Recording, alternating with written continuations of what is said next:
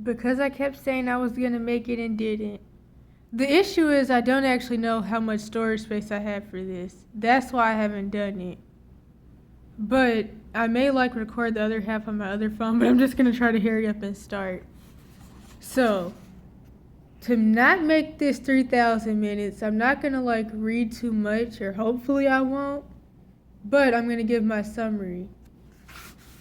So, page 1 to 4. This is 1. This is 2. This is 3. And then this is 4. And it won't even pause. So, I mentioned this way back in a post. How, Gre Heffley has a very narcissistic family system.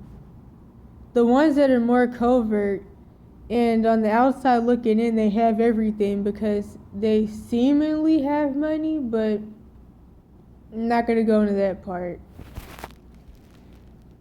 Gre Heffley also has the common family system that's pushed in sitcoms. Not even just the quote-unquote white ones, but all of them. But I have noticed that especially in the quote-unquote white sitcoms, there's always a lot of family toxicity revolving around a secret recipe. I don't know why they always do that. But either way, the point of sitcoms and shows like this is to normalize narcissism, quote unquote, because I really don't like psych labels, but being a Jezebelic family system. It's supposed to normalize the dysfunction and destruction of family systems. You'll notice that the dad's not there, the dad's stupid, or both the parents are stupid, and only the kids have any sense and can notice anything. Different things like that. Or the usual ageist tropes are pushed, and the parents are still full of crap. So, as you can see from page 1, there's this little saying the dad has that honestly really makes me think of the whole blood is thicker than water, or whatever the saying is, blood is thicker than mud. It's some bullcrap like that. And it's very obvious that Greg doesn't like his family system. And he just feels forced in there, because that's how it goes pretty much. And one of the reasons that I really wanted to make this video is because I had noticed other videos, probably made by some psychiatrists themselves, that say that Gre Heffley is a sociopath. Another bullcrap label, which is usually just used for people that see the issues in society and want justice. But overall, sociopath isn't even a real diagnosis, neither is psychopath. The real diagnosis is ASPD. But I'm not even going to go into that part. The real issue is that, as usual, okay, wait a minute, no. How do I break this down? So I have a video on here titled, When the Mother is Psychotic, They Treat Her Children. Or maybe, When the Mother is Psychotic, She Treats Her Children.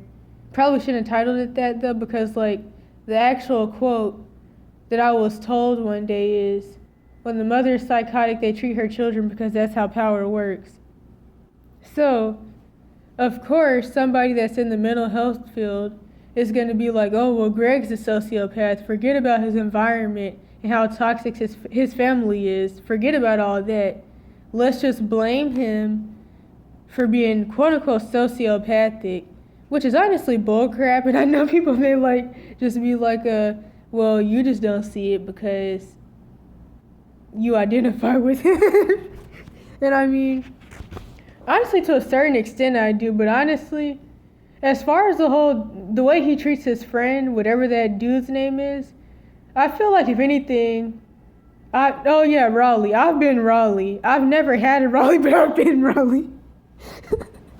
Now, page 2.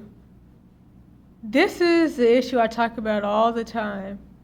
And to be truthfully honest, if society wasn't as messed up as it is and people weren't the way they were, this wouldn't be an issue. But I really hate the whole grown-up term, because like I said, you'll never meet somebody that runs around saying, I'm grown, or I'm a grown woman, or I'm a grown man, who isn't messed up, toxic, and abusive, and life-threatening to breathe around. But still, this is a reality. I'm trying to pause it, but it's not working. And another thing I can add on that I forgot. Sure, grown-ups are in charge and they don't always make the best decisions, but it's not even about people making accidents. It's the fact that, like, too many people are, like, blatantly possessed and extremely dangerous and life-threatening, as I've said before. Okay, so in my notes I wrote family recipe trope. Oh, that's page 6. Sitcoms aren't just against parents, but also family. And then page 3. Finding out that the people that are in charge of you have people in charge of them. Then this is when it gets into the really toxic stuff. I noticed that a lot of the women, especially in his family, are Jezebelic and they run everything. Somehow, the grandma lady started running the whole family behind a recipe. And literally, people say he's sociopathic, but his whole family pretty much lacks emotion because, like, he admitted that a lot of people are waiting for grandma to die just to try to get her recipe or something like that. Or they want her to hurry up and give it up before she dies. I think that's what it was.